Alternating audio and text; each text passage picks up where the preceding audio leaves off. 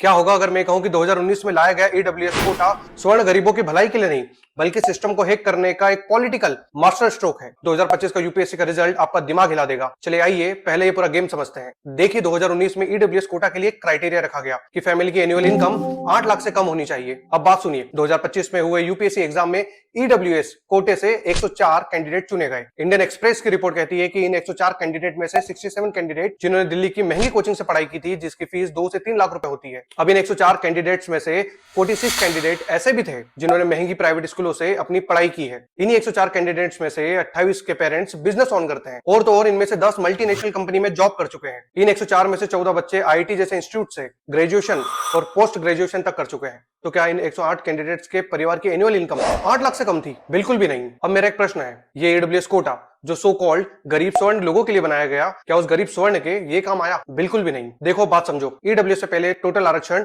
49.5% था और 50.5% seat open थी, यानी कि इस कोटे में किसी भी कैटेगरी का स्टूडेंट सिलेक्शन ले सकता था। लेकिन फिर बीजेपी के दिमाग में आया कि अपने लोग इस सिस्टम में कैसे प्लांट किए जा सकते हैं और फिर इसका इलाज निकला ईडब्ल्यूएस।